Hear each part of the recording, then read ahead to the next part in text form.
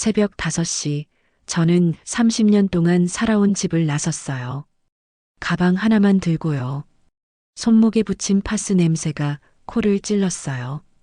어젯밤 며느리와 싸우면서 아팠던 손이 아직도 떨리고 있었거든요. 버스 정류장 벤치에 앉아 지나가는 사람들을 보니까 새벽에 혼자 앉아 있는 나이든 여자가 이상해 보였나 봐요. 다들 저를 힐끗힐끗 쳐다봤어요. 핸드폰이 계속 울렸어요. 남편, 며느리, 은주. 번갈아 가며 전화했지만 받고 싶지 않았어요. 또 돌아오라고, 참으라고 할 게 뻔했거든요. 그런데 정말 웃긴 건 제가 집을 나온 이유였어요. 어머님 적금 좀 써도 될까요? 조리원 비용이라서. 나중에 갚을게요. 며느리가 어제 저녁에 한 말이었어요. 제가 평생 모은 돈을 자기 편의를 위해 쓰겠다는 거였죠. 그것도 당연하다는 듯이요. 30년 동안 이 집안을 위해 제 돈까지 써가며 살았는데 그 결과가 이거였어요. 베이비시터 취급받고 제 적금까지 요구받는 거요. 해가 떠오르는데 눈물이 멈추지 않았어요. 이렇게 되는 게 맞는 걸까요? 하지만 다른 방법을 모르겠어요. 30년 전으로 돌아가서 처음부터 이야기해 드릴게요. 어떻게 제가 이 벤치에 앉게 되었는지를요. 사연 시작하기 전에 무료로 할 수 있는 구독과 좋아요 부탁드립니다. 여러분의 하루가 더 따뜻하고 평온하기를, 그리고 인생의 여정이 늘 행복으로 가득하시길 진심으로 응원합니다. 새벽 5시 50분, 알람도 없이 눈이 떠져요. 30년째 같은 시간이에요. 몸이 기억하고 있는 것 같아요. 아직 어둠이 채 가시지 않은 시간, 온 집안이 고요한 이 순간만이 온전히 제 것이에요. 침실에서 일어날 때마다 무릎이 뻣뻣해요. 옆에서 자고 있는 남편을 깨우지 않으려고 조심스럽게 몸을 일으켜요. 작은 신음이 새어나오지만 혼자만 듣는 소리예요. 세면대 거울 앞에 선 제 모습을 보면 언제 이렇게 늙었나 싶어요. 손목에서 나는 파스 냄새가 어제의 고단함을 말해주고 있어요. 어제 설거지하다가 또 아팠나 봐요. 부엌에 불을 켜면 어제 저녁의 흔적들이 그대로 있어요. 설거지되지 않은 그릇들, 식탁 위에 놓인 반찬들, 바닥에 떨어진 음식, 조각들까지. 며느리가 어젯밤에 했던 말이 떠올라요. 어머님, 설거지는 제가 아침에 할게요. 하지만 결국 또 제가 하고 있어요. 찬물에 손을 담그면 관절이 시려와요. 겨울도 아닌데 벌써 이럴 정도니 앞으로가 걱정이에요. 고무 장갑을 끼려고 하는데 손목이 아파서 잘 들어가지 않네요. 처음엔 며느리를 위해서였어요. 직장 생활이 힘들 텐데 집안일까지 다 시키면 안 되겠다 싶어서요. 그런데 언제부턴가 당연한 일이 되어버렸어요. 고마워한다는 말은 자주 들어도 정작 제가 힘든지는 아무도 묻지 않아요. 설거지를 하면서 창밖을 바라봐요. 아직 어두운 하늘에 별이 몇 개 보여요.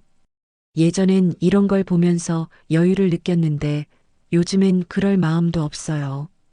오늘 해야 할 일들이 머릿속을 스쳐 지나가거든요. 7시가 되면 아이들을 깨워야 해요. 준호와 서연이 방으로 향하는 제 발걸음은 이제 습관이 되었어요. 문을 조심스럽게 열면 평화롭게 자고 있는 아이들이 보여요. 며느리는 8시에 일어나서 씻고 화장하고 출근 준비하기 바쁘거든요. 아이들 아침은 당연히 할머니 몫이에요. 준호를 살살 흔들어 깨우면서 문득 생각해요. 제가 이 아이들의 엄마 역할을 하고 있는 건 아닐까요? 아이들도 이제는 뭔가 필요하면 엄마보다 저를 먼저 찾아요. 처음엔 뿌듯했어요. 손자들이 할머니를 이렇게 따르다니. 하지만 요즘엔 이상해요. 이 아이들의 진짜 엄마는 누구일까 하는 생각이 자꾸 들어요. 할머니, 배고파요. 준호가 잠결에 중얼거려요. 제품에 안겨서 응석을 부리는 모습이 너무 예뻐요. 하지만 한편으론 복잡한 마음이 들어요. 이 아이가 엄마한테 이렇게 응석 부리는 모습은 언제 봤을까요? 아침 식사를 준비하고 아이들을 돌보는 30분은 정신없이 지나가요. 준호에게 밥을 떠먹여주고 서연이 옷을 입혀주고 가방을 챙겨주는 일련의 과정이 기계적으로 반복돼요. 허리가 아파서 몸을 곧게 펴기가 힘들어요. 무릎을 굽혔다 폈다 하는 것도 예전 같지 않고요. 서연이가 우유를 흘리면 다시 닦아주고 준호가 양말을 잘못 신으면 다시 신겨주고 이 모든 것이 자연스럽고 당연한 것처럼 흘러가요. 하지만 제 몸은 정직해요. 아픈 건 아프거든요. 8시가 되어서야 며느리가 나타나요. 이미 완벽하게 준비된 아이들과 차려진 아침상을 보고는 환한 미소를 지어요. 화장을 말끔히 하고 깔끔하게 차려입은 모습이 젊고 예뻐요. 저도 저 나이 때가 있었는데 언제 이렇게 늙었을까요? 어머님이 계셔서 다행이에요. 이 말을 들으면서 복잡한 감정이 들어요. 고마워하는 건지 아니면 당연하게 여기는 건지 헷갈려요. 며느리는 커피를 마시며 스마트폰을 보고 저는 아이들이 흘린 밥알을 닦아내요. 오늘도 며느리는 늦는다고 해요. 워크숍이 있다면서요.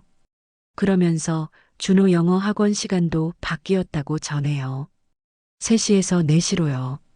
그러면 서연이 픽업하고 준호 데려다 주고 다시 픽업하러 가야 해요. 무릎이 아픈데 하루에 4번을 나가야 하는 거예요. 어머님이 계셔서 정말 다행이에요. 며느리는 밝게 웃으며 현관으로 향해요. 다행이라는 말만으로는 뭔가 부족한 것 같은데 정확히 뭔지는 모르겠어요. 문이 닫히는 소리와 함께 또다시 저는 아이들과 단둘이 남겨져요. 할머니, 엄마 어디 갔어? 서연이가 물어봐요. 이제 겨우 3살인데 벌써 엄마가 없다는 걸 알아차려요. 엄마는 돈 벌러 갔단다. 제가 대답해 주면서도 마음이 아파요. 이 아이들에게 엄마의 빈자리를 제가 채워주고 있는 거니까요. 하루 종일 계속되는 일과들이에요. 아이들 어린이집 데려다 주기, 장보기, 빨래, 청소, 점심 준비, 아이들 픽업, 영어 학원 데려다 주기, 또 픽업, 저녁 준비. 쉴 틈이 없어요. 장을 보러 나갔다가 다른 할머니들과 마주칠 때가 있어요. 요즘 젊은 엄마들은 참 바쁘더라. 시어머니 있는 집이 복이에요. 복이라고 하시는데 정작 저는 왜 이렇게 지친 걸까요? 마트에서 무거운 장바구니를 들고 걸어오면서 문득 생각해요. 제가 며느리였을 때는 어땠을까요?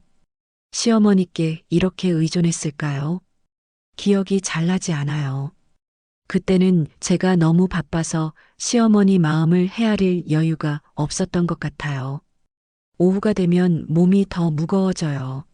무릎이 시큰거리고 허리도 뻐근해요. 파스를 붙이고 싶지만 아이들이 보고 있어서 참아요. 아이들 앞에서는 피곤하다는 소리를 할 수 없어요. 할머니는 안 피곤해? 서연이가 물으면 응, 할머니는 안 피곤해라고 답해요. 거짓말이에요. 정말 피곤해요. 온몸이 무겁고 다리도 붓는 것 같아요. 영어 학원에서 준호를 기다리면서 벤치에 앉아 있어요. 다른 엄마들은 젊고 예뻐 보여요. 저만 유독 늙어 보이는 것 같아요. 손자를 데리고 온 할머니는 저뿐이에요. 저녁 7시가 되면 아이들과 먼저 저녁을 먹어요. 며느리는 아직 안 왔거든요. 아이들이 엄마 언제 와? 하고 물으면 마음이 아파요. 하루 종일 엄마를 못 본 아이들이 불쌍해서요. 밥을 먹이면서도 정신이 없어요. 서연이는 흘리고 준호는 편식을 해요. 한 숟가락씩 떠먹여주면서 맛있지? 하고 물어봐요. 아이들이 잘 먹어야 며느리한테 혼나지 않거든요. 저녁 9시가 되어서야 며느리가 돌아와요. 아이들은 이미 잠들었고 저녁 설거지도 끝났어요. 어머님, 정말 감사해요. 어머님이 아니었으면 어떻게 했을지. 며느리는 소파에 털썩 앉으며 핸드폰을 봐요. 하루 종일 아이들을 돌본 저보다 더 피곤해 보여요. 내일도 부탁드려도 될까요? 또 감사하다고 해요. 하지만 정작 제가 피곤한지, 제가 아픈 건 없는지는 묻지 않아요. 언제부턴가 저는 그냥 있어야 하는 사람이 되어버린 것 같아요. 당연히 있어야 하고, 당연히 돌봐줘야 하고, 당연히 감사한 마음만 받으면 되는 사람이요. 제 방으로 들어가면서 하루를 되돌아봐요. 새벽부터 밤까지 쉴 틈 없이 움직였는데 아무도 제가 오늘 뭘 했는지 진짜로는 관심이 없는 것 같아요. 감사하다는 말은 들어도 제 하루가 어땠는지는 아무도 묻지 않아요. 침대에 앉아서 무거운 다리를 주물러요. 정맥류가 생긴 것 같은데 병원에 갈 시간도 없어요. 파스를 손목과 무릎에 붙이면서 내일도 같은 하루가 반복될 거라는 생각을 해요. 언제까지 이렇게 살아야 할까요? 이런 생각을 하면서도 내일 아침 5시 50분에는 또 눈이 떠질 거예요. 그리고 똑같은 하루가 시작될 거고요. 30년 전 제가 며느리였을 때는 이런 걸 몰랐어요. 시어머니의 하루가 이렇게 무겁다는 것을요. 이제야 알 것 같아요. 혼자 감당해야 하는 그 무게를요. 그리고 그 무게가 점점 더 무거워지고 있다는 것을요. 불을 끄고 누우면서 천장을 바라봐요. 어둠 속에서도 내일 해야 할 일들이 하나씩 떠올라요. 아이들 아침, 어린이집 데려다 주기, 장보기, 청소, 끝이 없어요. 그런데 가끔 이런 생각이 들어요. 만약 제가 없다면 이 집은 어떻게 될까요? 며느리 혼자서 이 모든 걸 할 수 있을까요? 그런 상상을 하면 제가 얼마나 필요한 사람인지 알 것 같기도 해요. 하지만 동시에 서운해요. 필요하긴 하지만 정작 제 마음은 아무도 궁금해하지 않는 것 같아서요. 저도 가끔은 누군가한테 오늘 힘들었지? 하는 말을 듣고 싶어요. 고생했어요 하는 말을요. 감사하다는 말 말고 진짜 제 마음을 헤아려 주는 말을요. 그날 아침도 평소와 다를 것 없이 시작됐어요. 아이들 어린이집에 데려다 주고 돌아와서 빨래를 돌리고 있는데 며느리한테서 전화가 왔어요. 보통 이런 시간에는 안 하는데 무슨 일인지 궁금했어요. 어머님, 잠깐 시간 되세요? 목소리가 평소보다 조금 다른 것 같았어요. 뭔가 들뜬 듯 하면서도 조심스러운 느낌이었거든요. 그래, 뭔데? 오늘 일찍 들어갈게요. 말씀드릴 게 있어서요. 전화를 끊고 나서도 계속 신경이 쓰였어요. 며느리가 일찍 들어온다는 건 흔한 일이 아니거든요. 혹시 회사에서 무슨 일이 있었나 싶기도 하고요. 점심을 간단히 해먹고 설거지를 하다가 문득 거울에 비친 제 모습을 봤어요. 머리가 산발이고 앞치마도 얼룩졌더라고요. 며느리가 온다니까 괜히 신경이 쓰여서 옷을 갈아입고 머리도 빗었어요. 왜 그랬는지 모르겠지만요. 오후 3시쯤 현관문이 열리는 소리가 들렸어요. 며느리가 들어오는데 표정이 밝았어요. 뭔가 좋은 일이 있었나 보다 싶었거든요. 어머님, 아이들은요? 어린이집에 있지. 4시에 데려와야 해. 며느리는 가방을 내려놓고는 소파에 앉더니 저를 바라봤어요. 그 시선이 뭔가 다른 것 같았어요. 기대감 같은 게 섞여 있었거든요. 어머님, 사실은 말씀드릴 게 있어요. 그때부터 가슴이 두근거리기 시작했어요. 좋은 소식일지 나쁜 소식일지 알 수가 없었거든요. 며느리 얼굴을 보니까 웃고 있었는데 그게 더 불안했어요. 뭔데? 말해봐. 며느리가 잠깐 망설이더니 입을 열었어요.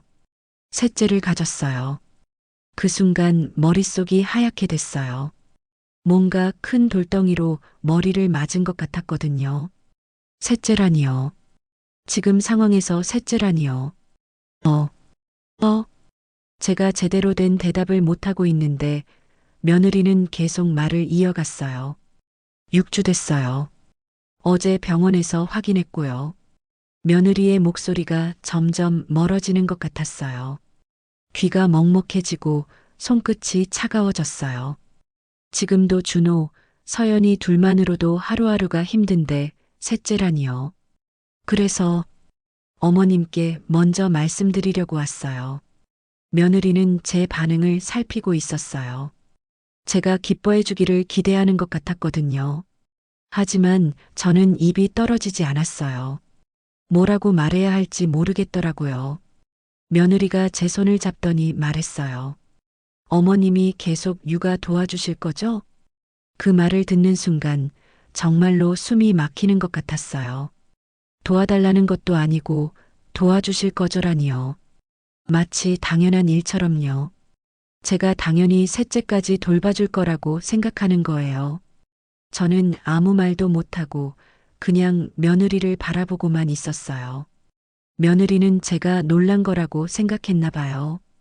깜짝 소식이죠? 저도 처음엔 놀랐어요. 하지만 아이는 복이잖아요. 복이라고 하는데 저한테는 왜 무거운 짐처럼 느껴질까요? 지금도 벅찬데 아이가 하나 더 늘어난다면요. 밤에 울어대는 신생아, 기저귀 갈아주고, 분유 타주고, 재우고, 그 모든 걸 또 제가 해야 하는 거예요. 어머님, 괜찮으시죠? 며느리가 걱정스럽다는 듯이 물어봤어요. 하지만 정작 제가 괜찮은지 아닌지는 중요하지 않은 것 같았어요. 그냥 괜찮다고 대답해 주기를 바라는 것 같았거든요. 나는 말이 나오지 않았어요. 괜찮다고 해야 할 것 같은데 솔직히 괜찮지 않았거든요. 전혀 괜찮지 않았어요. 며느리는 제 반응을 보고는 조금 당황한 것 같았어요. 어머님, 혹시 부담스러우세요? 부담스럽냐고요? 당연히 부담스러워요. 지금도 온몸이 아픈데 셋째까지요. 하지만 그런 말을 할 수는 없었어요. 며느리가 실망할 것 같았거든요. 아니야. 그런 게 아니라 제가 얼버무리고 있는데 며느리가 일어나더니 냉장고로 갔어요. 입덧이 좀 심해서 신 것만 찾게 되네요. 임신 이야기를 하면서 배를 쓰다듬는 모습을 보니까 복잡한 마음이 들었어요. 한편으론 축하해주고 싶은데 다른 한편으론 앞이 깜깜했거든요. 며느리가 요구르트를 마시면서 말했어요. 회사에는 아직 말 안 했어요. 좀 더 안정되면 말할 생각이고요. 그 전까지는 어머님만 아시는 거예요. 저만 안다는 게 더 부담스러웠어요. 이 비밀을 혼자 감당해야 한다는 게요. 남편한테도 말 못하고 다른 누구한테도 말 못하고요. 언제까지 일할 생각이야? 제가 조심스럽게 물어봤어요.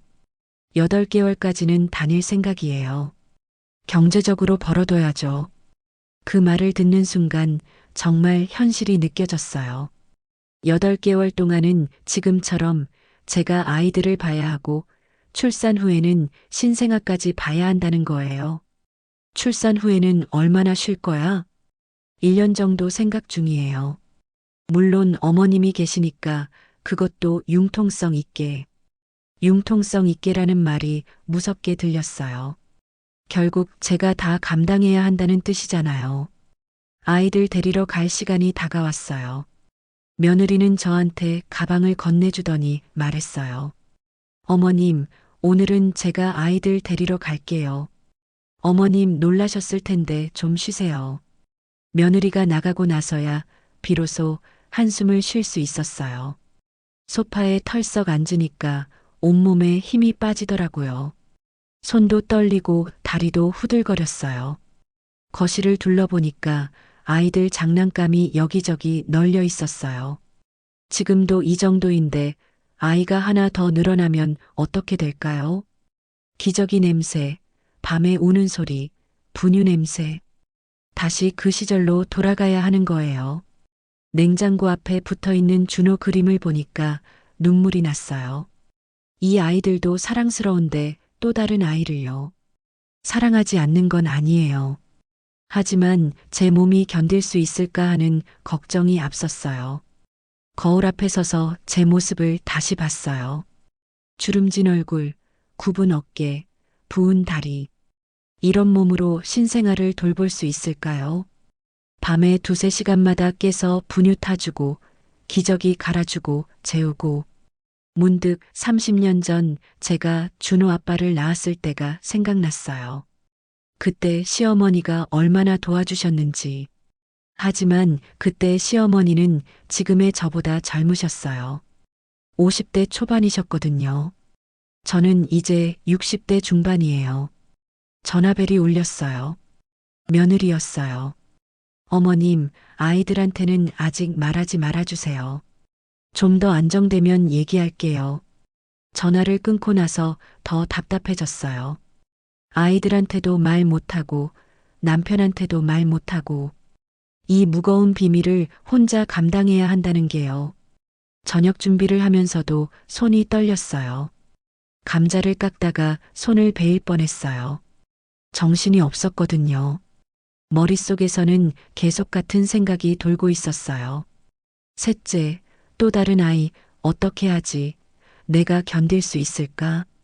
며느리와 아이들이 돌아왔을 때 저는 최대한 평정을 유지하려고 했어요. 하지만 며느리를 보는 제 시선이 예전과는 달랐어요. 뱃속에 아이가 있다는 걸 알고 나니까 모든 게 다르게 보였거든요. 저녁을 먹으면서 준호가 말했어요. 할머니, 왜 밥을 안 먹어? 그제야 제가 젓가락만 들고 있었다는 걸 깨달았어요. 식욕이 없었거든요. 걱정과 불안으로 가득해서 밥이 넘어가지 않았어요. 할머니 배 안 고파? 서연이까지 걱정스럽게 물어봤어요. 아이들이 걱정할까봐 억지로 밥을 한 숟가락 떠먹었어요. 하지만 목이 메어서 삼키기가 힘들었어요. 밤에 누워서도 잠이 오지 않았어요. 천장을 바라보면서 계속 생각했어요. 정말 제가 셋째까지 돌볼 수 있을까요? 지금도 무릎이 아프고 허리가 아픈데요. 신생아는 24시간 돌봄이 필요한데요. 며느리는 당연하다는 듯이 물었어요. 계속 육아 도와주실 거죠? 선택의 여지를 주지 않는 질문이었어요. 도와달라는 부탁도 아니고 그냥 당연히 해줄 거라고 생각하는 거예요. 새벽 2시, 3시. 시간이 지나도 잠이 오지 않았어요. 옆에서 자고 있는 남편을 보니까 답답했어요. 이 사람은 아무것도 모르고 편히 자고 있는데 저만 이 걱정을 혼자 하고 있어야 하는 거예요. 며느리 말로는 남편한테는 아직 말하지 않았다고 해요. 저한테만 먼저 말한 거라고요. 그게 더 부담스러웠어요. 왜 저한테만 먼저 말했을까요? 결국 제가 육아를 담당할 거라고 확신하기 때문이 아닐까요? 새벽 4시가 되어서야 깜빡 잠이 들었어요. 하지만 5시 50분이 되자 또 눈이 떠졌어요. 몸이 기억하고 있는 시간이었거든요. 하지만 평소보다 더 피곤했어요. 제대로 자지 못해서 머리도 무겁고 몸도 나른했어요. 거울을 보니까 눈이 푸석푸석하고 얼굴이 상했어요. 하룻밤 사이에 더 늙은 것 같았어요. 이런 상태로 또 몇 년을 버텨야 한다는 게 막막했어요. 부엌에서 설거지를 하면서 문득 눈물이 났어요. 왜 울고 있는지도 모르겠더라고요. 그냥 마음이 무너지는 것 같았어요. 30년 넘게 가족을 위해 살아왔는데 언제까지 이렇게 살아야 할까 하는 생각이 들었어요. 며느리는 축복이라고 했어요. 아이는 복이라고 했어요. 하지만 저한테는 왜 이렇게 무거운 짐으로 느껴질까요? 손자를 사랑하지 않는 건 아니에요. 하지만 제 한계를 넘어서는 것 같았어요. 물을 마시려고 컵을 들었는데 손이 떨렸어요. 스트레스 때문인 것 같았어요. 어젯밤부터 계속 가슴이 답답하고 숨이 짧았거든요. 이런 제 마음을 누구한테 말할 수 있을까요? 며느리한테는 말할 수 없고 남편한테도 말하면 안 된다고 했고 친구들한테 말해봤자 그래도 손자인데 뭘 그래 할 것 같고요. 결국 저 혼자 이 모든 걸 감당해야 하는 거예요. 불안과 걱정과 두려움을요. 그리고 언젠가는 웃으면서 축하해요. 잘 키워볼게요라고 말해야 하는 거고요. 하지만 솔직히 말하면 두려워요. 정말 무서워요. 제가 과연 해낼 수 있을까 하는 게요. 며느리가 셋째 소식을 알린 지 일주일이 지났어요. 그동안 아무에게도 말하지 못하고 혼자 속으로만 삭혔더니 체한 것처럼 답답했어요. 밥맛도 없고 잠도 제대로 오지 않았거든요. 그런데 며느리는 오히려 더 당당해진 것 같았어요. 임신 초기라면서 입덧이 심하다고 아침에 일어나는 시간도 늦춰졌어요. 그러면 당연히 아이들 준비는 제 몫이 되었고요. 미안하다는 말은 하지만 정작 미안해하는 것 같지는 않았어요. 임신부라서 당연히 배려받아야 한다는 태도였거든요. 물론 임신부는 힘들죠. 하지만 저도 힘들다는 말은 왜 못하는 걸까요? 아침마다 며느리를 위해 생강차를 끓여줬어요. 입덧에 좋다고 해서요. 하지만 고맙다는 말보다는 이것도 별로라느니 다른 걸로 해달라느니 하는 말을 더 많이 들었어요. 어느 날 아침 준호가 우유를 쏟았어요. 식탁 위에 흰 우유가 주르르 흘러내리고 바닥까지 떨어졌어요. 저는 재빨리 행주로 닦으려고 몸을 숙였는데 무릎에서 뚝 소리가 났어요. 작은 신음이 나왔는데 며느리가 그걸 듣고는 준호를 탓했어요. 조심해서 먹어야 한다면서 할머니가 힘들다고요. 5살 아이가 실수할 수도 있는 건데요. 제가 아픈 것보다 아이를 탓하는 게 더 속상했어요. 무릎이 아팠지만 계속 바닥을 닦았어요. 며느리는 입덧 때문에 냄새가 난다면서 거실로 피해버렸고요. 그날 오후 오랜만에 동네 친구 영순이네서 연락이 왔어요. 요즘 왜 이렇게 안 보이냐면서 만나자고 했어요. 친구들과의 약속이라는 게 언제부터인지 부담스러워졌어요. 시간을 내기가 힘들어서요. 하지만 이번에는 정말 답답해서 나가고 싶었어요. 며느리한테 말해봤더니 오늘은 준호 학원 가는 날이라고 했어요. 또 제가 포기해야 하는 거였어요. 친구 만나는 것보다 손자 학원이 더 중요하니까요. 그럼 내일로 미루겠다고 했더니 내일은 산부인과 검진이 있다고 했어요. 결국 며칠 더 미뤄야 했어요. 제 일정은 항상 뒤로 밀려났어요. 가족들 일정이 우선이었거든요. 그러다가 일주일 후에야 겨우 시간을 낼 수 있었어요. 친구들과 만난 곳은 동네 카페였는데 오랜만에 나온 제 모습이 초라했어요. 다른 친구들은 다 예쁘게 차려입고 화장도 했는데 저는 그냥 평상복에 맨 얼굴이었거든요. 영순이가 제가 많이 야위었다고 걱정스럽게 말했어요. 요즘 좀 바쁘다고 둘러댔더니 손자들 때문에 고생이 많다고 하더라고요. 친구들은 다들 제 상황을 알고 있었어요. 손자 육아로 바쁘다는 걸요. 친구들 앞에서는 며느리 흉을 보고 싶지 않았어요. 괜히 비교되는 것 같아서요. 그래서 며느리가 직장맘이라 바쁘다고만 했어요. 그런데 순이가 자기는 며느리한테 확실하게 선을 그었다고 했어요. 손자는 일주일에 하루만 봐준다고 했다면서요. 왜 안 되냐고 우리도 우리 인생이 있는 거 아니냐고 했어요. 그 말을 들으니까 부러웠어요. 그런 말을 할 수 있다는 게요. 저는 왜 못할까요? 영순이는 막내 며느리가 고맙다고 용돈도 준다고 했어요. 베이비시터 쓰면 돈 나가는 거 생각하면 싸다면서요. 다른 친구들도 맞장구 쳤어요. 요즘 베이비시터 하루에 10만 원 넘게 준다면서 시어머니한테 맡기는 게 얼마나 편한지 모른다고요. 그 말들을 들으면서 제 가슴이 답답해졌어요. 다른 집 며느리들은 고마워하고 용돈도 주는데 우리 며느리는 당연하다는 듯이 여기고 있으니까요. 친구들이 제게 며느리가 고마워하는지 물어봤는데 대답하기가 곤란했어요. 고맙다고는 한다고 했지만 정말 고마워하는 것 같지는 않다는 말은 못했어요. 카페에서 나오면서 다른 친구들을 보니까 다들 여유로워 보였어요. 손자 육아를 하긴 하지만 적당히 선을 그은 거예요. 하지만 저는 왜 이렇게 모든 걸 떠맡고 있을까요? 집으로 돌아오는 길에 문득 멈춰 섰어요. 집에 가기가 싫었어요.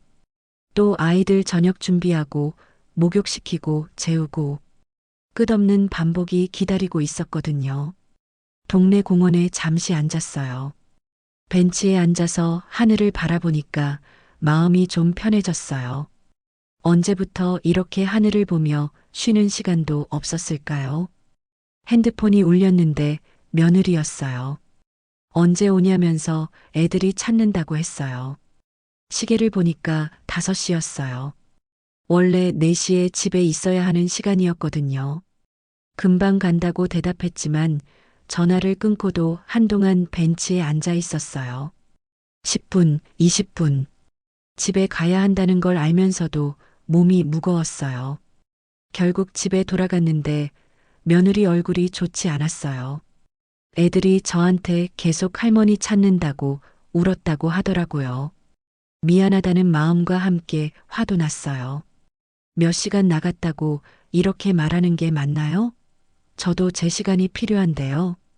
그날 저녁 아이들을 재우고 나서 제 방에 앉아 있는데 문득 눈물이 났어요. 친구들과 비교하니까 제가 너무 초라해 보였어요.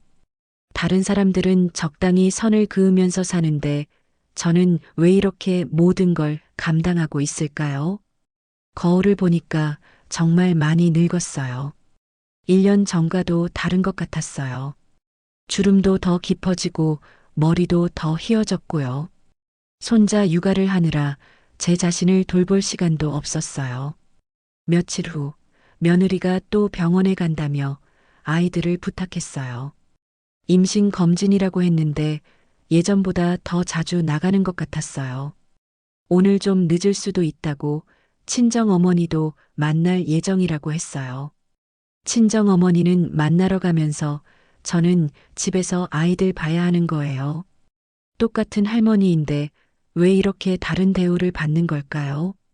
그날 오후 준호가 갑자기 열이 났어요. 38.5도까지 올라가서 병원에 데려가야 했는데 며느리는 연락도 안 되고 남편은 회사에 있고요. 혼자서 아픈 준호와 서연이까지 데리고 소아과에 갔어요. 대기실에서 기다리면서 준호를 안고 있는데 팔이 저렸어요. 예전엔 이 정도는 아무것도 아니었는데요. 의사가 감기 몸살이라고 하면서 며칠 푹 쉬고 물 많이 마시게 해달라고 했어요. 집에 와서 죽을 끓이고 준호 간호하고 서연이도 돌보고 혼자서 다 해야 했어요. 며느리는 8시가 되어서야 들어왔어요. 고생했다는 말은 하지만 정작 미안해하는 것 같지는 않았어요. 당연히 제가 해야 하는 일이라고 생각하는 것 같았거든요.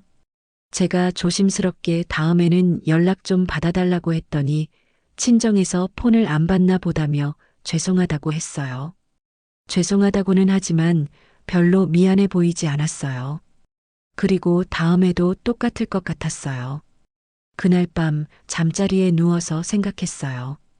언제까지 이렇게 살아야 할까요? 셋째가 태어나면 더 힘들어질 텐데요.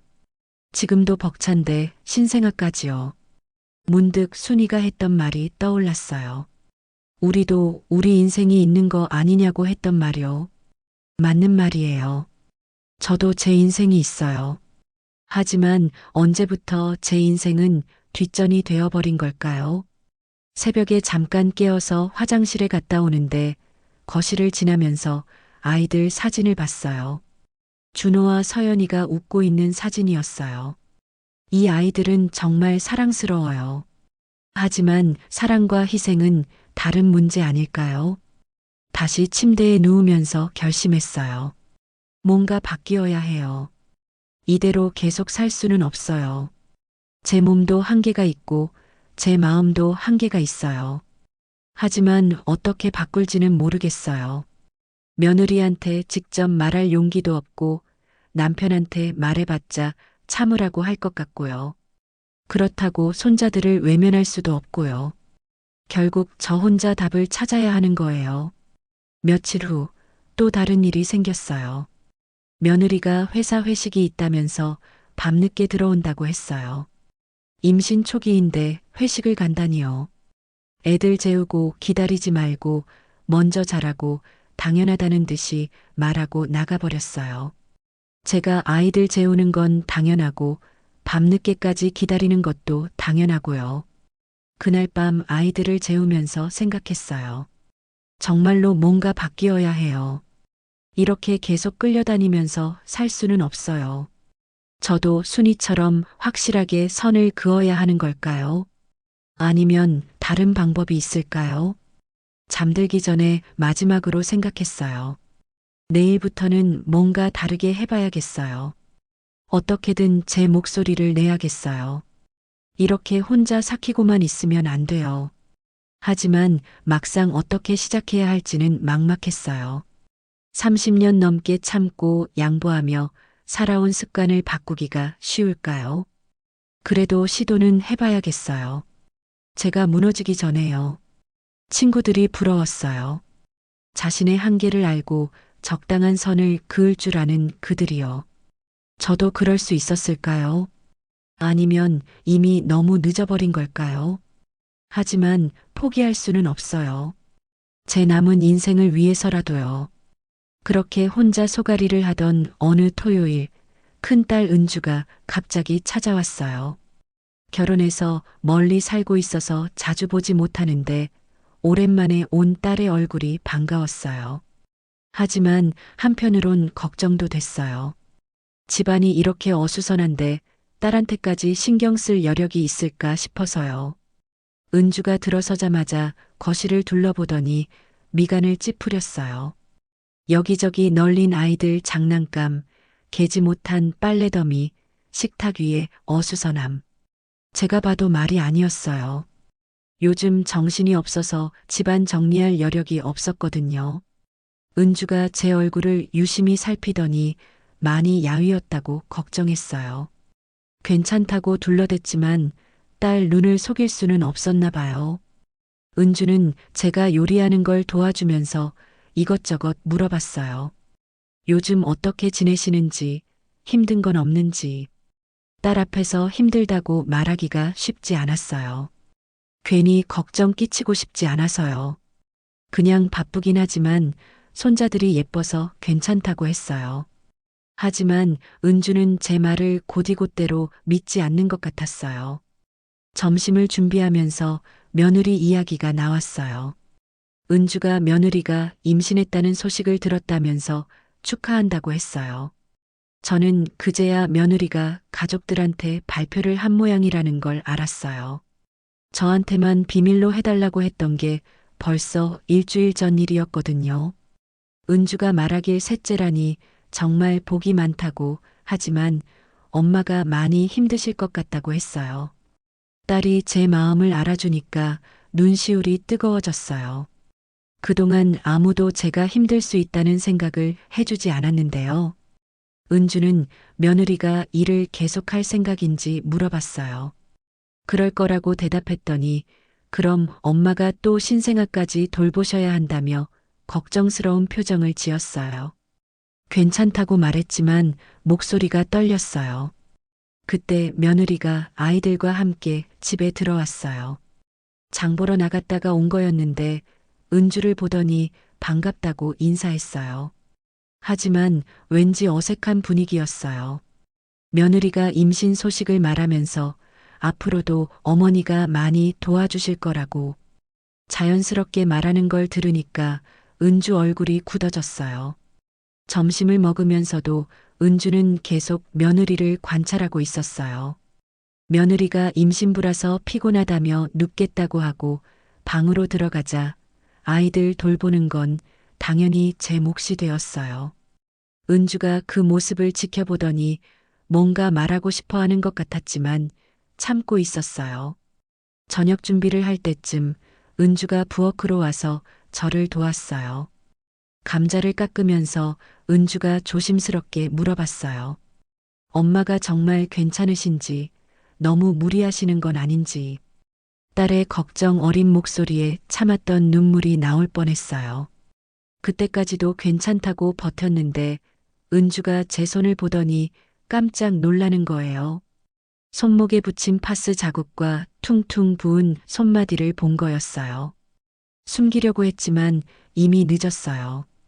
은주가 엄마 몸이 이렇게 안 좋은 줄 몰랐다면서 왜 말씀 안 하셨냐고 했어요. 괜히 딸 걱정시키고 싶지 않았다고 했더니 은주가 눈물을 글썽이더라고요. 자기가 멀리 살면서 엄마 고생하는 걸 몰랐다면서 미안하다고 했어요. 저녁 먹을 때 며느리가 나와서는 또 피곤하다며 일찍 자겠다고 했어요. 아이들 재우는 것도 설거지도 당연히 제 몫이라는 듯이요. 은주가 그 모습을 보더니 참지 못하겠다는 표정이었어요. 아이들을 재우고 난 뒤 은주가 저한테 조심스럽게 말했어요. 며느리가 너무 당연하게 생각하는 것 같다고 엄마가 이렇게 힘드신 걸 모르는 건지 아니면 알면서도 그러는 건지 모르겠다고요. 딸이 며느리 편을 들지 않는다는 게 한편으론 고마웠지만 또 한편으론 걱정이 됐어요. 가족 간에 갈등이 생기는 건 원하지 않았거든요. 은주한테 그냥 넘어가자고 며느리도 임신해서 힘들 거라고 말했어요. 하지만 은주는 임신한 것과 어머니를 당연하게 여기는 건 다른 문제라고 했어요. 자기도 임신해 봤으니까 안다면서 임신부라고 해서 시어머니한테 모든 걸 떠넘기는 건 아니라고 했어요. 그날 밤 은주는 제 방에서 같이 잤어요. 오랜만에 딸과 함께 누워 있으니까 마음이 편해졌어요. 은주가 제 팔을 베고 누우면서 어릴 때 생각이 난다고 했어요. 그때는 제가 딸을 돌봐줬는데 이제는 딸이 저를 걱정해주고 있었어요. 은주가 잠들기 전에 말했어요. 내일 며느리랑 한번 이야기해 보겠다고요. 엄마가 너무 힘들어 하신다고 말해보겠다고 했어요. 저는 괜히 갈등만 생길까봐 걱정됐지만 은주는 누군가는 말해야 한다고 고집했어요. 다음 날 아침 은주는 며느리가 커피를 마시고 있을 때 거실에서 이야기를 시작했어요. 저는 부엌에서 설거지를 하면서 들었는데 가슴이 두근거렸어요. 은주가 말하길 엄마가 많이 힘들어 보인다고 손목도 아프고 무릎도 안 좋은데 아이 셋을 돌보시기에는 무리가 있을 것 같다고 했어요. 며느리가 처음에는 당황하는 것 같았어요. 어머니가 힘드시다는 걸 몰랐다고 괜찮다고 하셔서 그런 줄 알았다고 했어요. 하지만 대화가 길어지면서 분위기가 이상해졌어요. 며느리가 점점 방어적으로 나오기 시작한 거예요. 자기도 임신해서 힘들다고 어쩔 수 없는 상황이라고 했어요. 은주가 그래도 엄마 몸이 걱정된다고 하니까 며느리가 그럼 어떻게 하라는 거냐며 목소리를 높였어요. 저는 설거지를 멈추고 그 자리에 서 있을 수밖에 없었어요. 딸이 저를 위해 나서주는 건 고마웠지만 이렇게 갈등이 커질 줄은 몰랐거든요. 며느리가 말하기를 어머니는 괜찮다고 하셨는데 갑자기 왜 이런 말을 하느냐고 자기가 나쁜 며느리가 되는 것 같다고 했어요.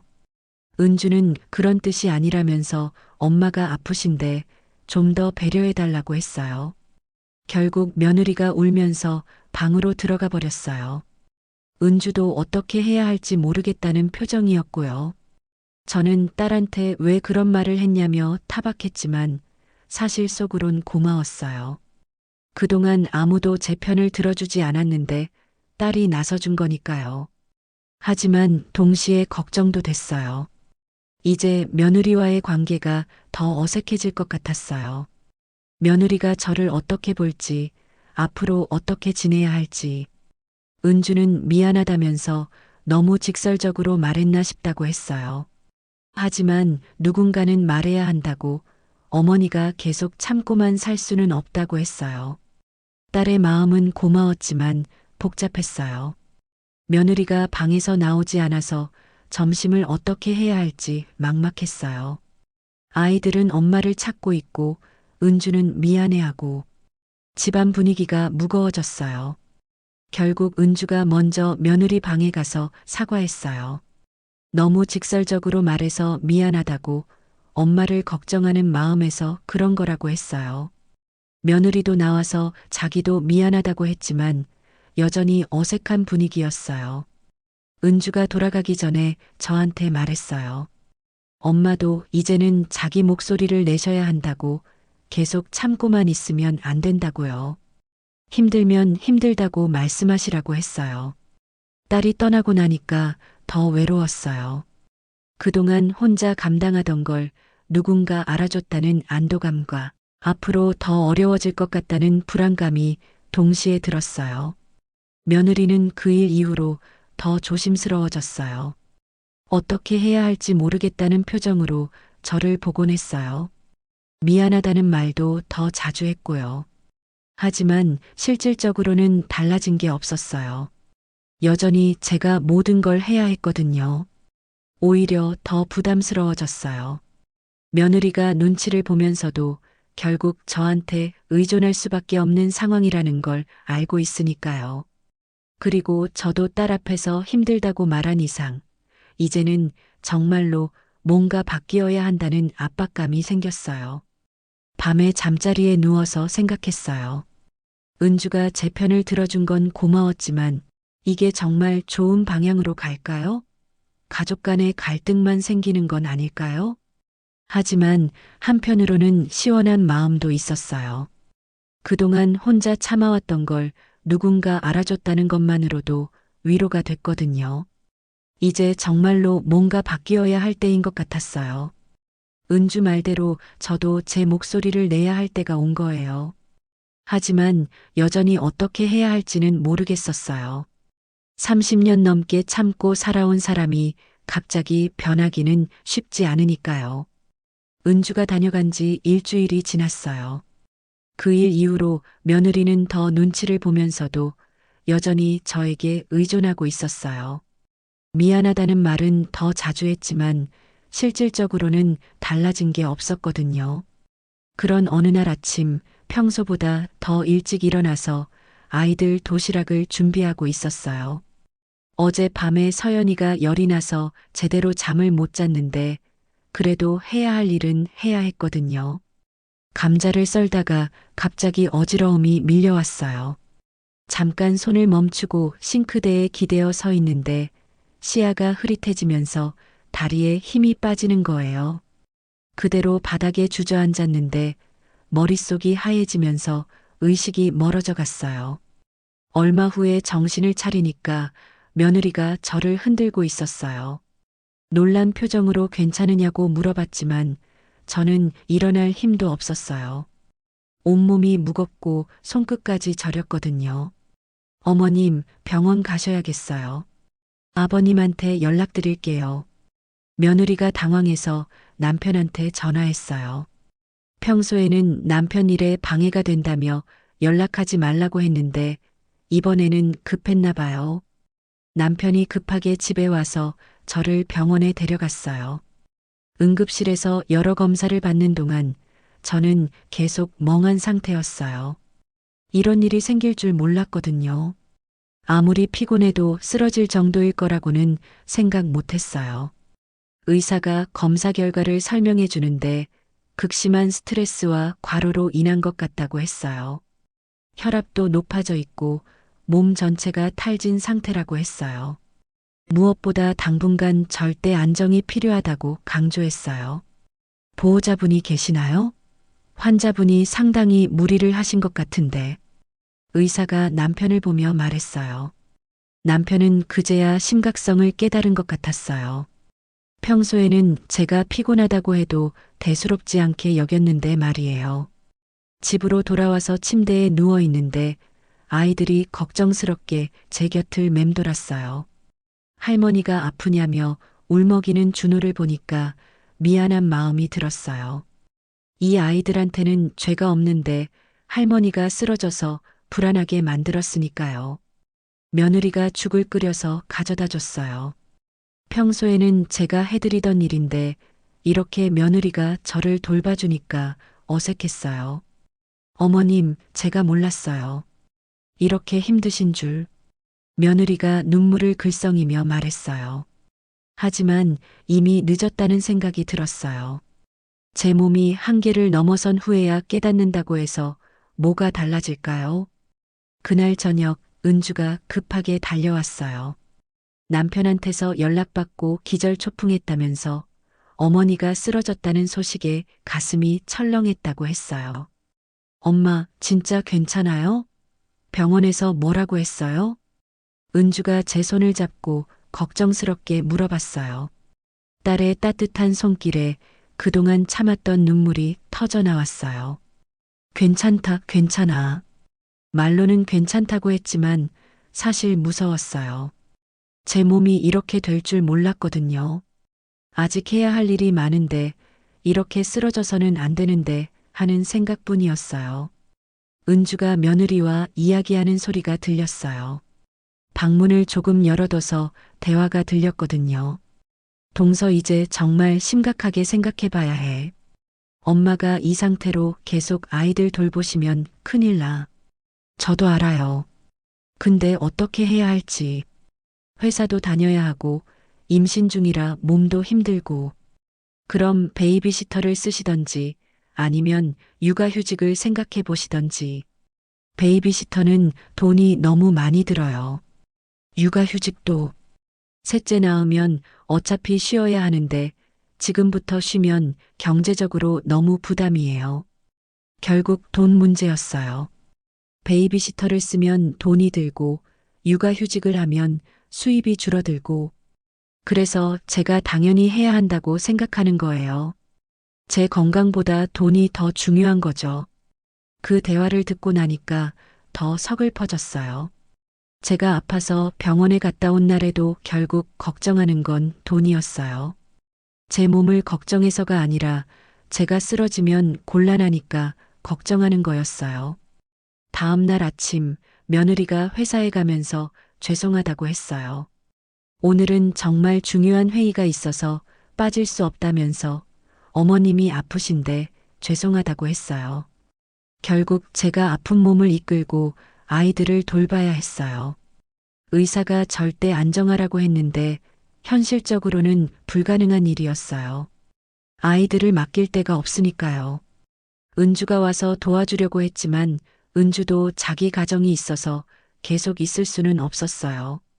하루 이틀 도와주고는 다시 자기 집으로 가야 했거든요. 며칠 후 제 상태가 조금 나아졌을 때 서랍을 정리하다가 오래된 수첩을 발견했어요.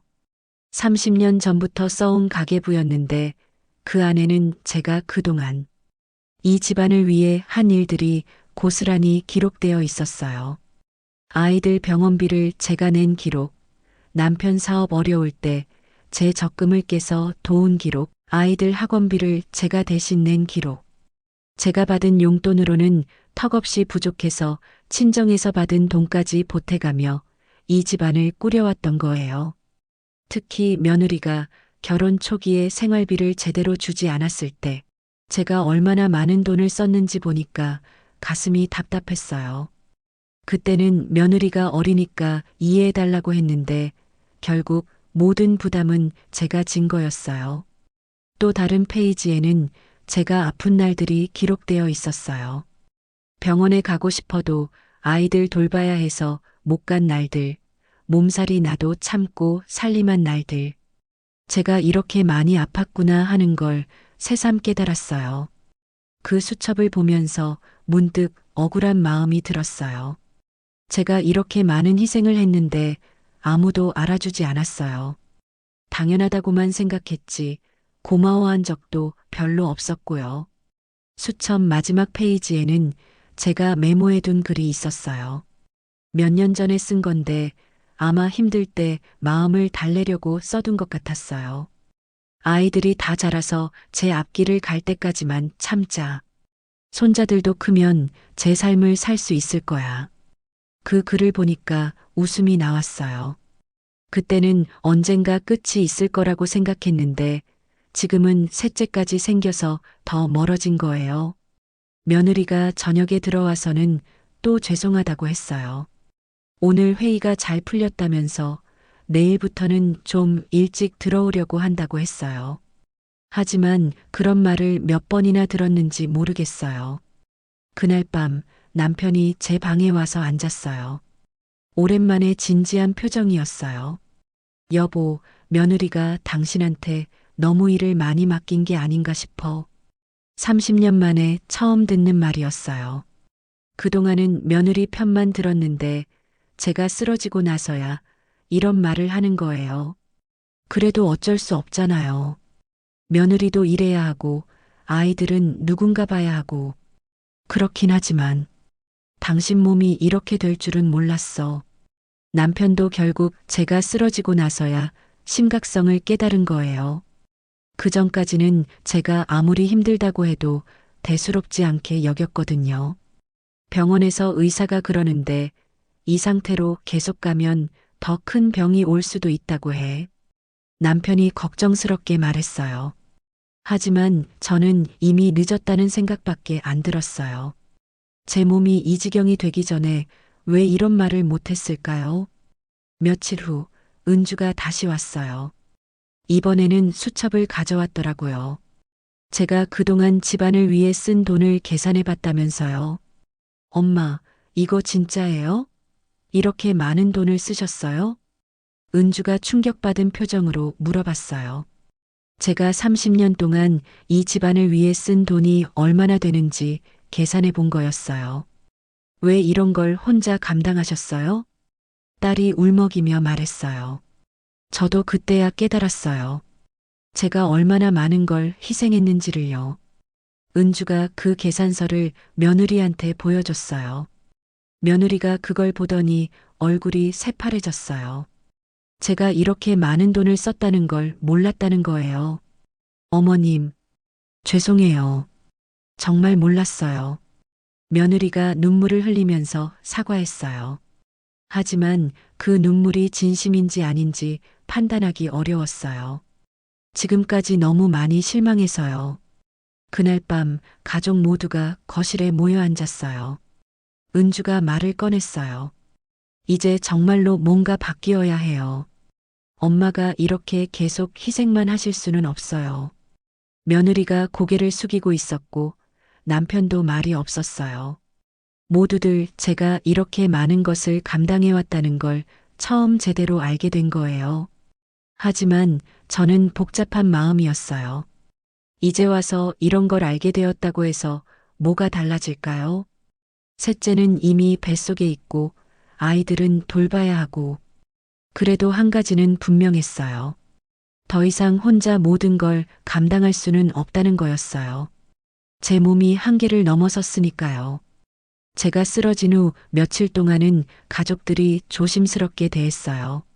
며느리도 미안하다며 일찍 들어오려고 노력했고 남편도 평소보다 신경을 써줬어요. 하지만 그런 변화가 얼마나 갈지는 의문이었어요. 일주일이 지나자 조금씩 원래대로 돌아가기 시작했어요. 며느리가 또 야근이 있다며 늦는다고 하고 남편은 바쁘다며 일찍 나가고 결국 아이들 돌보는 건 다시 제 몫이 되었어요. 의사가 절대 안정하라고 했지만 현실적으로 불가능한 일이었어요.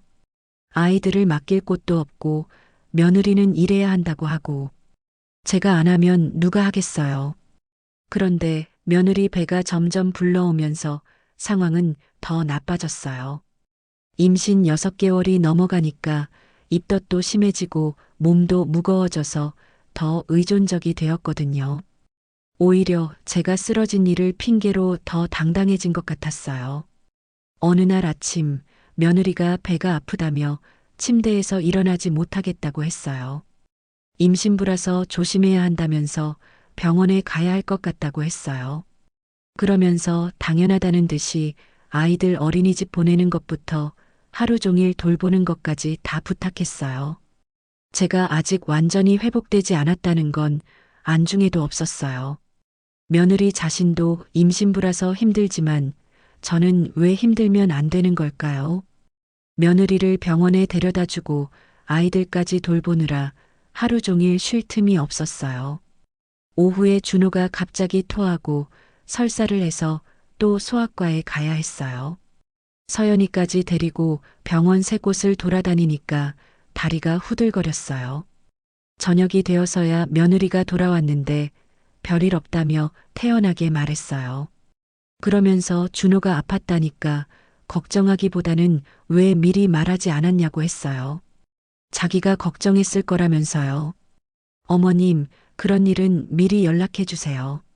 제가 임신부라서 스트레스 받으면 안 좋거든요. 그 말을 듣는 순간 정말 어이가 없었어요. 제가 하루 종일 아픈 아이 돌보느라 죽을 맛인데 자기 걱정만 하라는 거예요. 며칠 후에는 더 가관인 일이 있었어요. 며느리 친구들이 베이비 샤워를 해준다며 토요일에 나간다고 했어요. 임신부 축하 파티라면서 하루 종일 나가 있겠다고 했어요. 어머님, 아이들 좀 봐주실 거죠? 임신 중이라 이런 자리도 많이 못 가거든요. 제 의견을 묻는 것도 아니고 당연히 봐줄 거라고 생각하는 거예요. 제가 쓰러진 지 한 달밖에 안 됐는데 벌써 그 일을 잊은 것 같았어요. 그날 며느리가 예쁘게 차려입고 나가는 모습을 보니까 서글펐어요. 저도 언제 마지막으로 친구들과 여유롭게 시간을 보냈는지 기억도 안 나거든요. 토요일 오후 아이들과 집에 있는데 준호가 물어봤어요. 할머니, 우리 엄마는 왜 맨날 어디가? 아이도 느끼고 있는 거였어요.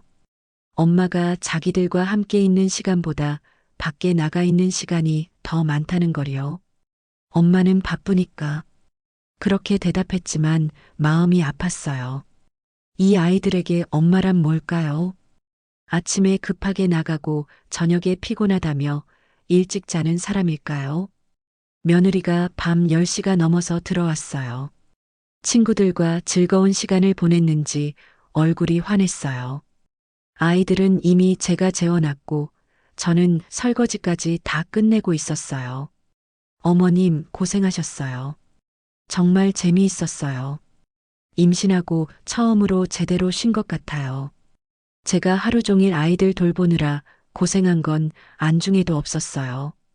자기가 쉬었다는 것만 중요한 거였어요. 그런데 며칠 후 더 충격적인 일이 있었어요. 우연히 며느리 친구 미영이를 동네에서 만났는데 저한테 이상한 말을 하는 거예요. 어머니, 정말 대단하세요.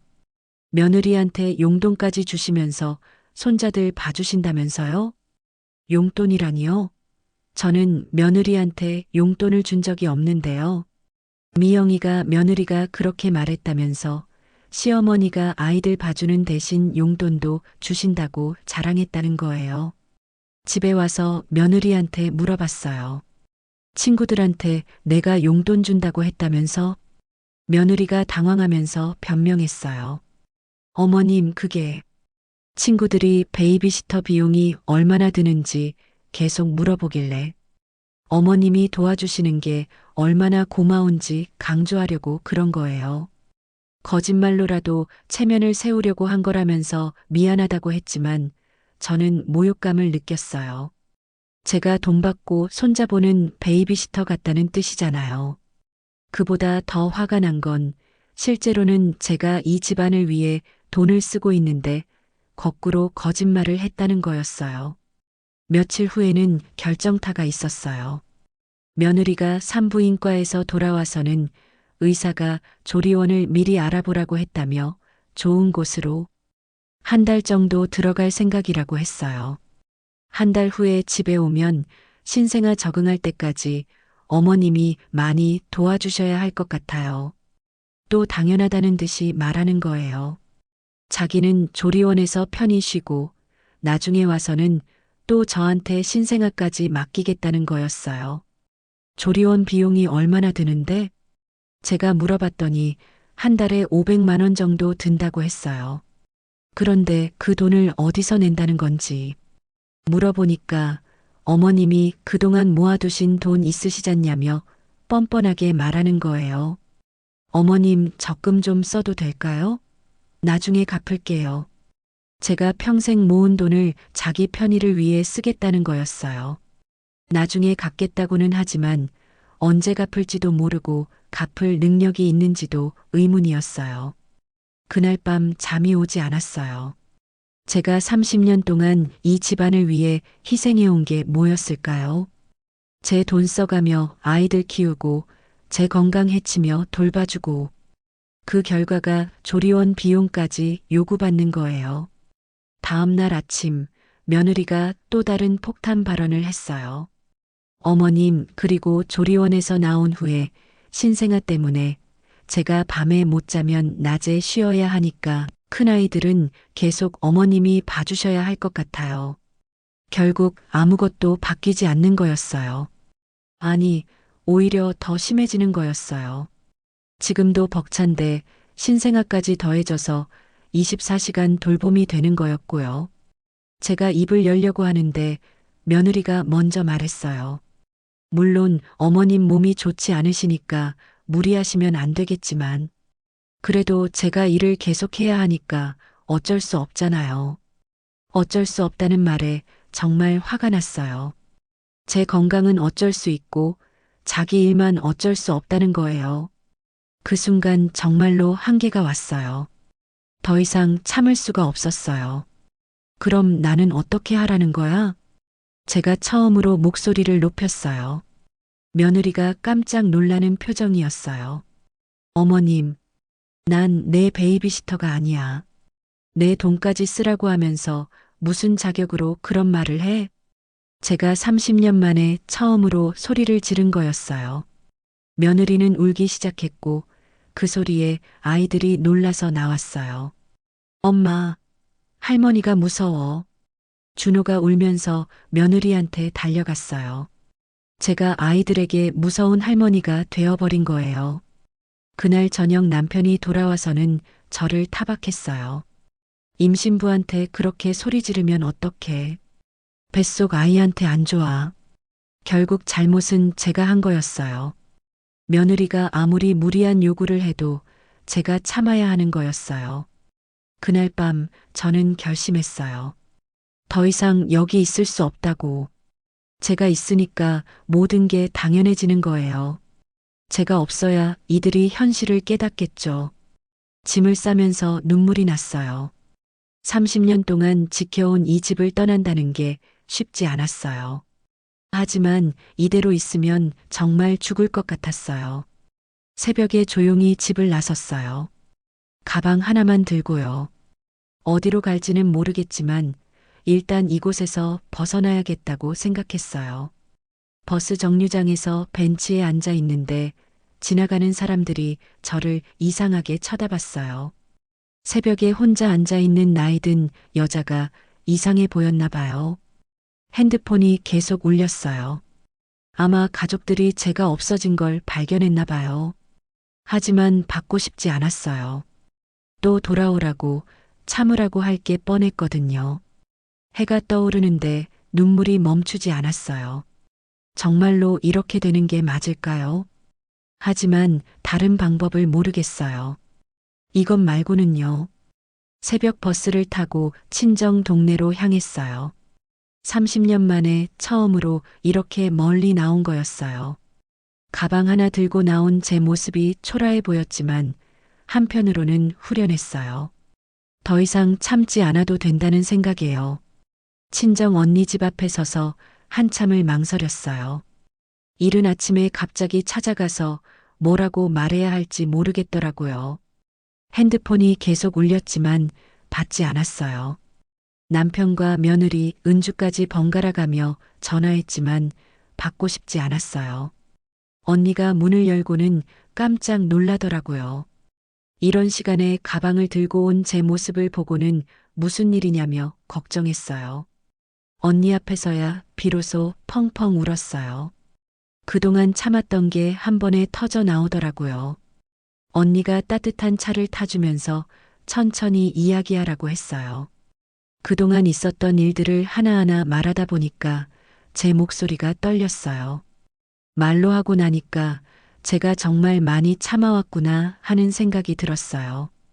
영자야, 너 왜 이때까지 혼자 참았어? 진작에 말했으면 됐을 텐데. 언니가 안쓰럽다는 표정으로 말했어요.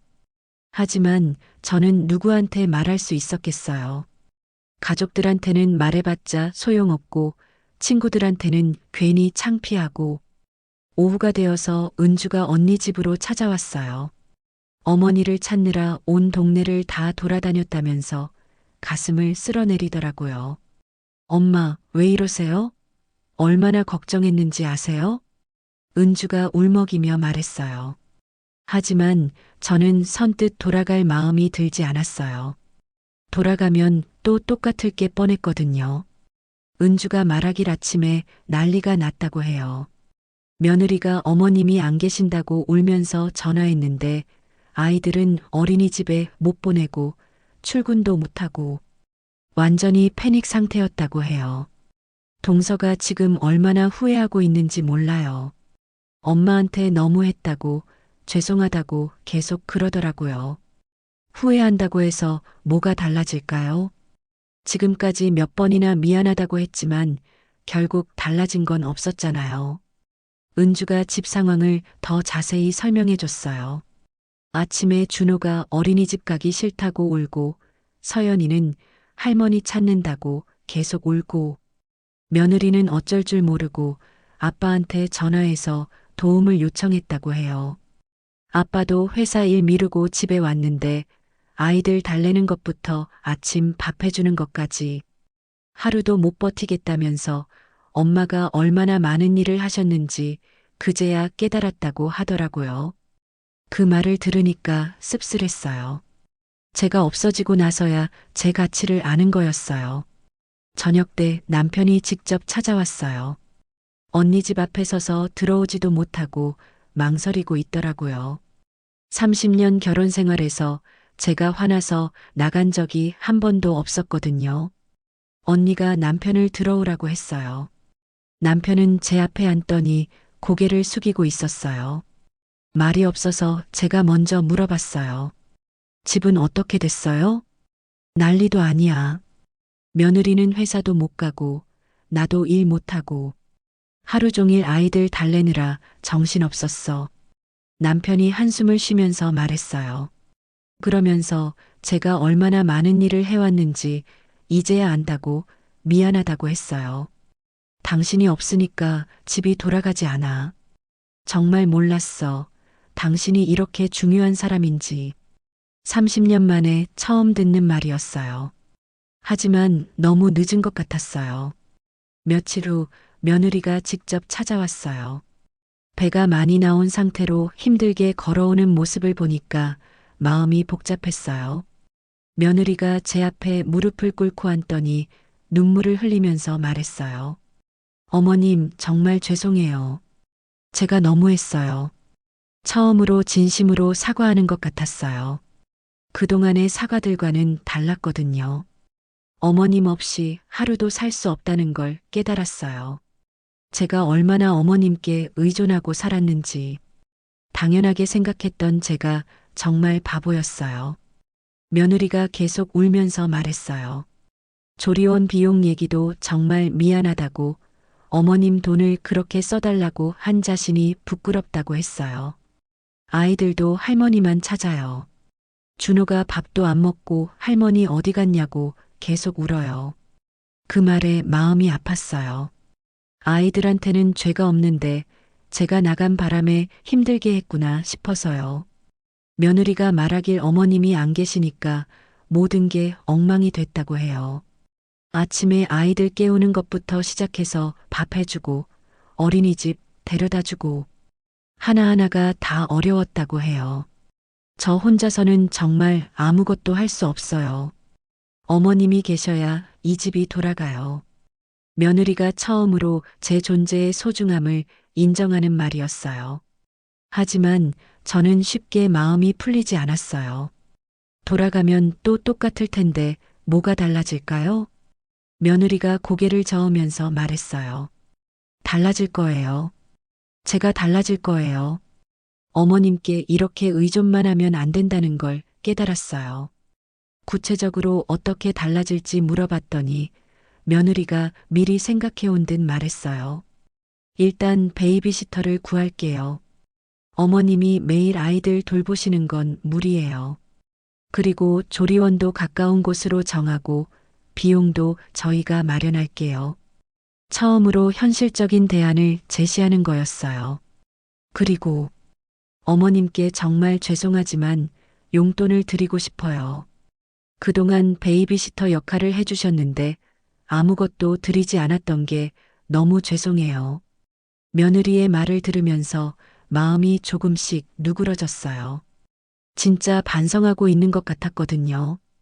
다음날 온 가족이 언니 집으로 왔어요. 준호와 서연이가 저를 보더니 울면서 달려왔어요. 할머니, 할머니 어디 갔어? 무서웠어.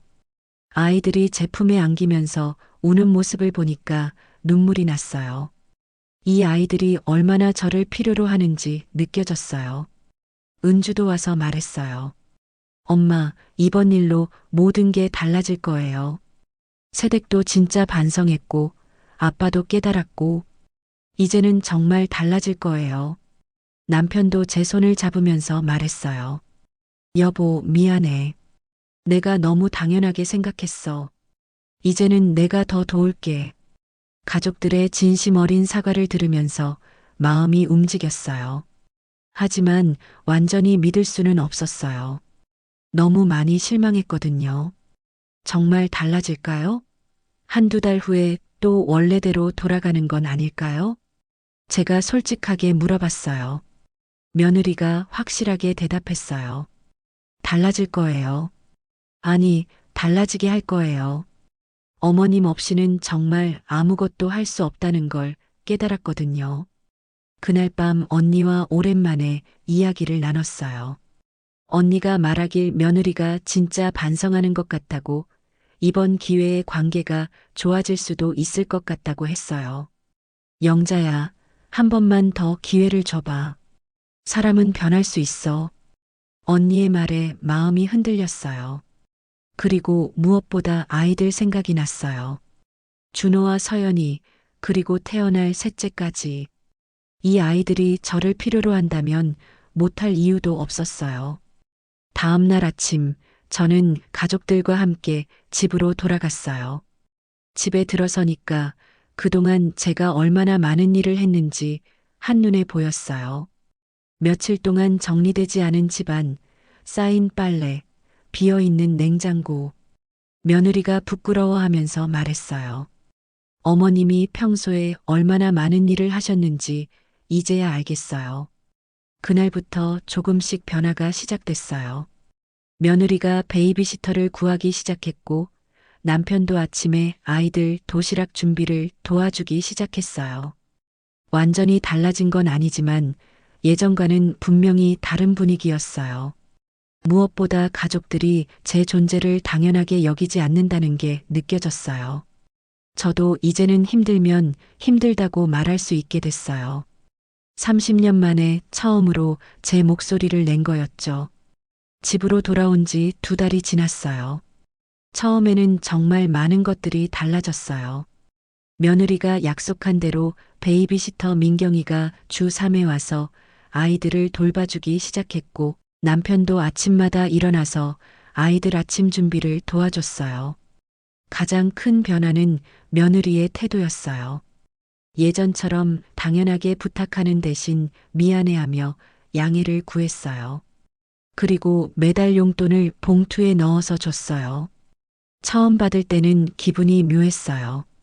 이게 맞는 건가 싶으면서도 한편으론 제 노고를 인정받는 것 같아서 뿌듯하기도 했거든요. 하지만 완전히 편해진 건 아니었어요. 30년 동안 쌓인 서운함이 하루아침에 사라지는 건 아니니까요. 며느리가 아무리 달라졌다고 해도 가끔씩은 예전 생각이 났어요. 셋째 민수가 태어난 건 3개월 후였어요. 며느리가 약속대로 조리원에 한 달 들어갔는데 그 비용은 정말로 며느리 부모님이 보태주셨더라고요. 저한테 부담을 주지 않으려고 한 거였어요. 조리원에서 나온 후에도 예전과는 달랐어요. 신생아 돌봄은 제가 전담하는 게 아니라 며느리와 함께 나눠서 했어요. 밤중 수유는 며느리가 하고 낮에 며느리가 쉴 때 제가 도와주는 식으로요. 베이비시터 민경이가 정말 큰 도움이 됐어요. 40대 중반의 경험 많은 분이었는데 아이들을 잘 돌봐줘서 제가 병원도 가고 친구들도 만날 수 있게 됐어요. 몇십 년 만에 진짜 제 시간을 갖게 된 거였어요. 하지만 민경이와 함께 아이들을 돌보면서 복잡한 마음도 들었어요. 아이들이 민경이를 좋아하는 모습을 보면 괜히 서운하기도 했거든요. 그동안 할머니만 찾던 아이들이 이제는 민경이 선생님도 좋다고 하니까요. 어느 날 준호가 민경이한테 안기면서 말했어요. 선생님, 우리 할머니보다 더 재미있어. 그 말을 듣는 순간 가슴이 찡했어요. 기쁜 건지 서운한 건지 모르겠더라고요. 아이들이 저한테만 의존하지 않게 된 게 좋은 건지 아니면 제가 필요 없어지는 건지. 며느리도 달라졌지만 완전히 바뀐 건 아니었어요. 여전히 바쁜 일이 있으면 저한테 부탁했고 가끔은 예전 습관대로 당연하다는 듯이 말할 때도 있었어요. 그럴 때마다 제가 먼저 말했어요. 미안하지만 오늘은 좀 힘들 것 같아. 예전 같으면 절대 못했을 말이었어요. 하지만 이제는 할 수 있게 됐어요. 제가 집을 나갔던 경험이 용기를 준 것 같았어요. 민수가 돌이 지날 무렵 며느리가 육아휴직을 1년 더 연장한다고 했어요. 경제적으로는 부담이지만 아이들과 더 많은 시간을 보내고 싶다고 했어요. 그 말을 들으니까 정말 달라졌구나 싶었어요. 어머님 덕분에 제가 엄마가 뭔지 알게 됐어요. 며느리가 어느 날 저한테 한 말이었어요. 어머님이 없었으면 아이들과 이렇게 가까워질 수 없었을 거라면서 진짜 엄마 역할을 배우게 해줘서 고맙다고 했어요. 그런 며느리를 보면서 저도 생각이 많아졌어요. 제가 모든 걸 다 해주려고 했던 게 옳았을까요? 며느리가 엄마 역할을 배울 기회를 제가 빼앗은 건 아닐까요? 봄이 오면서 저는 새로운 취미를 시작했어요. 동네 문화센터에서 하는 서예 수업에 등록한 거예요. 오랜만에 제 이름으로 뭔가를 신청하는 거였어요. 수업 가는 날이면 민경이가 와서 아이들을 돌봐줬어요. 서예를 배우면서 만난 동년배분들과 이야기를 나누는 게 즐거웠어요. 다들 비슷한 고민을 안고 계셨거든요. 손자 육아로 힘들어하는 분들, 며느리와의 관계 때문에 고민하는 분들. 그래도 어르신은 다행이세요. 며느리분이 알아주시잖아요. 다른 분이 부러워하며 말씀하셨어요. 그 말을 듣고 보니 제가 정말 다행인 것 같았어요. 많이 돌아왔지만 결국 가족이 제 가치를 인정해 준 거니까요. 여름이 되어서는 가족 여행을 갔어요. 10년 만에 처음으로 온 가족이 함께 떠나는 여행이었어요. 며느리가 제안한 거였는데 그동안 어머님이 고생 많이 하셨으니 좋은 곳에 가서 쉬자고 했어요. 여행지에서 아이들과 함께 사진을 찍는데 문득 행복하다는 생각이 들었어요. 이런 순간이 올 거라고는 생각 못 했거든요. 며느리가 제 카메라를 받아서 사진을 찍어주면서 말했어요. 어머님, 정말 예쁘게 나왔어요.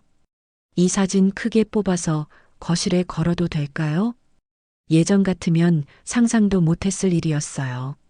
하지만 모든 게 완벽해진 건 아니었어요. 가끔씩 예전처럼 힘들 때가 있었어요. 특히 민수가 아플 때는 며느리도 저도 밤을 새워야 했어요. 그럴 때마다 나이가 느껴졌어요. 어느 날 밤 열이 난 민수를 돌보다가 어지러움을 느꼈어요.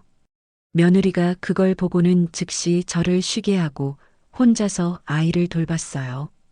예전 같으면 아픈 아이는 당연히 할머니가 돌봐야 한다고 생각했을 텐데요.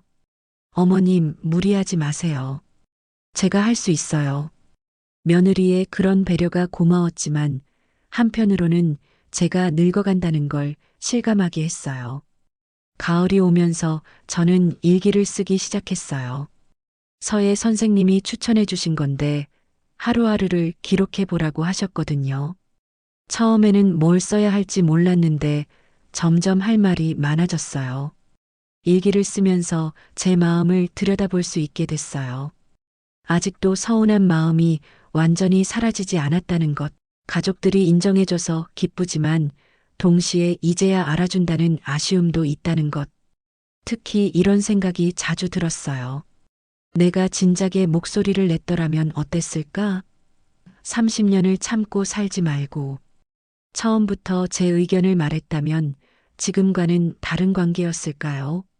하지만 후회만 하고 살 수는 없었어요. 이제라도 변화한 게 다행이라고 생각하기로 했어요. 겨울이 되어 민수가 첫 생일을 맞았어요.